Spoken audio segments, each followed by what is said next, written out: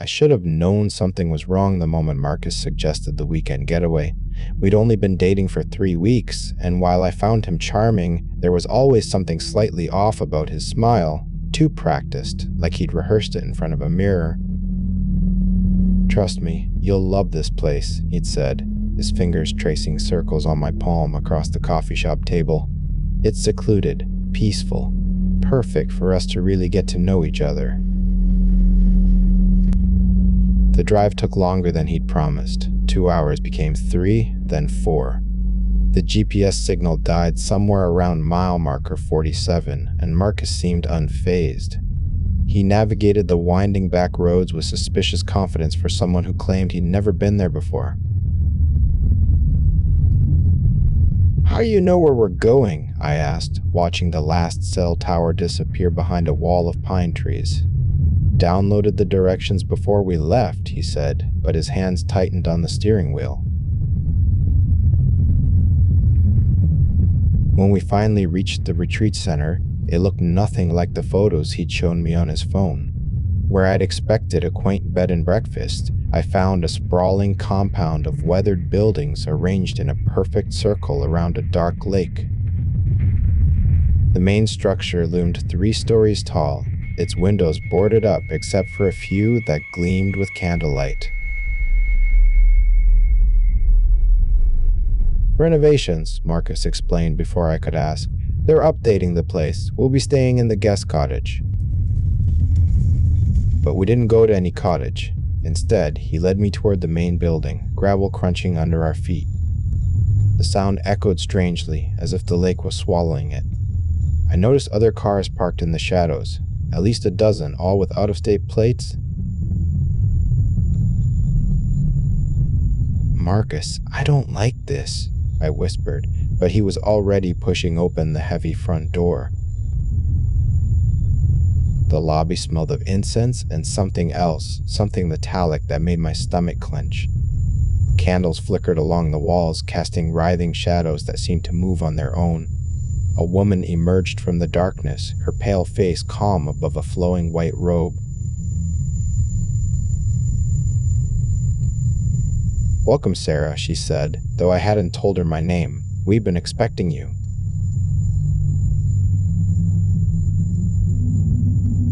My blood turned to ice. I grabbed Marcus's arm, but he was smiling that practiced smile again, nodding to the woman as if they were old friends. "Everything's ready?" he asked. "The ceremony begins at midnight," she replied. "The others are already gathered in the meditation room." I tried to back toward the door, but Marcus's grip on my elbow was firm. "Just hear them out," he murmured in my ear. "You might find it enlightening." The woman introduced herself as Sister Vera and led us deeper into the building. The hallways were lined with old medical equipment, rusted gurneys pushed against walls covered in peeling paint. This had been a hospital once, maybe even an asylum. The realization hit me like a physical blow.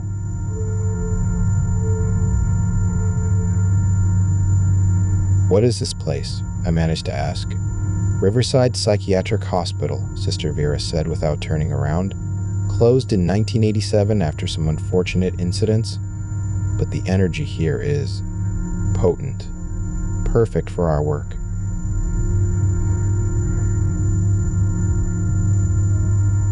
We passed a room where about 20 people sat in a circle on the floor, all wearing the same white robes.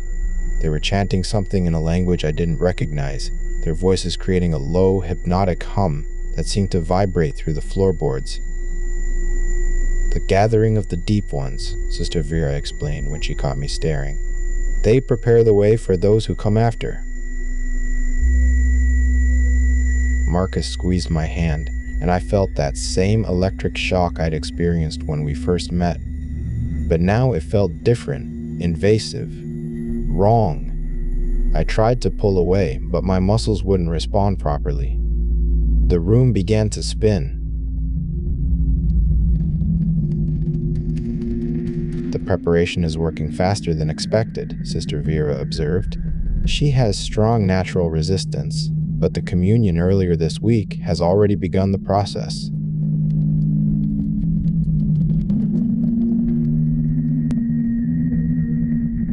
Communion. My mind raced back to our second date when Marcus had insisted we share that strange herbal tea at his apartment. I felt dizzy afterward, blamed it on the altitude of his mountain home. But there had been something in that tea, something that had been working in my system for days, waiting for the right trigger.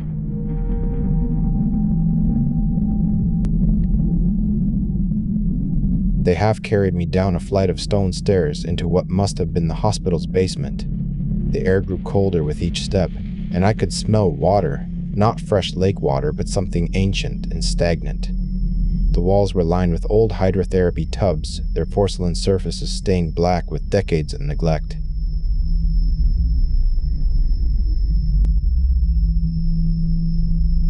The pool at the center of the room made me understand the true horror of my situation. It wasn't filled with water. The substance was darker, thicker, moving with a life of its own. Occasionally, something would break the surface. A tentacle, a cluster of eyes, shapes that hurt to look at directly.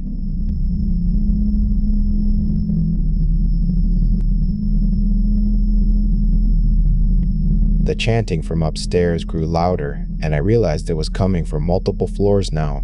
The entire building was full of them.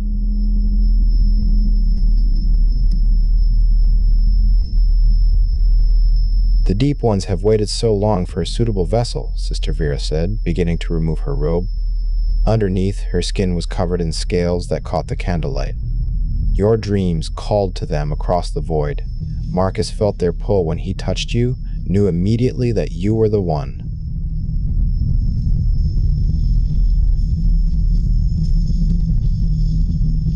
I tried to scream, but only a weak whimper emerged.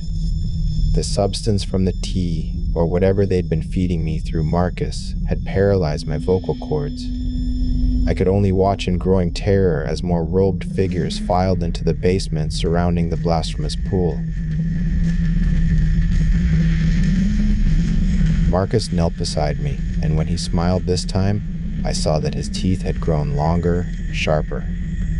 "I really did enjoy our time together," he said almost sadly. "In another life, we might have been happy, but the deep ones showed me my true purpose." He began to undress me with clinical efficiency while Sister Vera prepared something at a stone altar I hadn't noticed before. It looked like a medical instrument, but wrong, covered in symbols that made my eyes water when I tried to focus on them. "The transformation requires willingness," she said, approaching with the device, "but willingness can be encouraged."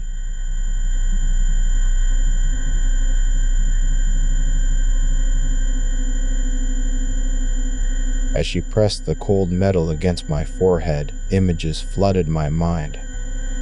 I saw the hospital as it had been in its final days, patients disappearing one by one, doctors performing experiments that had nothing to do with medicine. I saw the staff discovering something deep beneath the building, something that had been sleeping in underground caverns connected to the lake.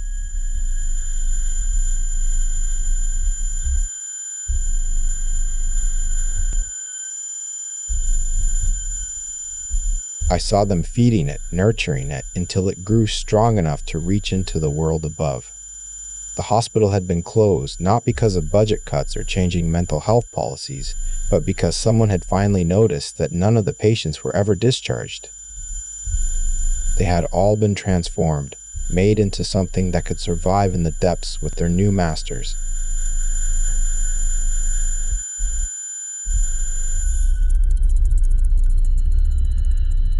"Don't fight it," Marcus whispered, his breath cold against my ear. "You'll be beautiful in the depths. You'll understand things that surface dwellers could never comprehend."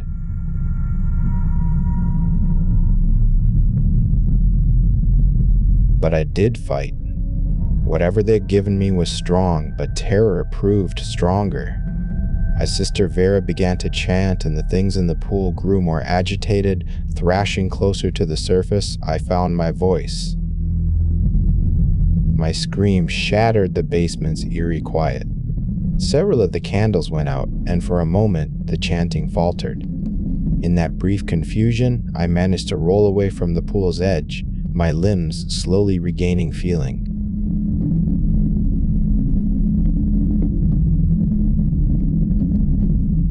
But there was nowhere to run. The basement had only one exit, and it was blocked by 24 cultists whose human facades were beginning to slip. I saw gills opening along necks, fingers extending into claws, eyes that reflected the candlelight like those of deep-sea creatures. The pool behind me bubbled and churned. Whatever lived in it was rising, eager to claim its promised bride. I closed my eyes and waited for the end, thinking of my sister, my parents, everyone I'd never see again.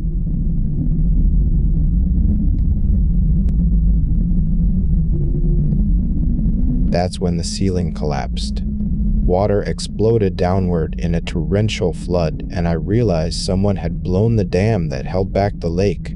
The basement filled in seconds, sweeping away cultists and candles alike.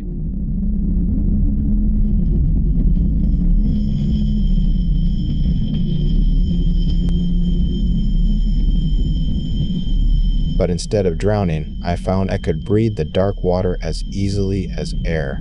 The transformation had already begun.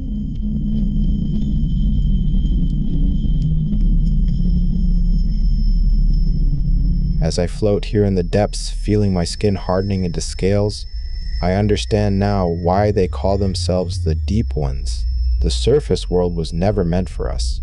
Down here, in the crushing darkness, I'm finally becoming what I was always meant to be. And Marcus was right about one thing. I am beautiful in the depths.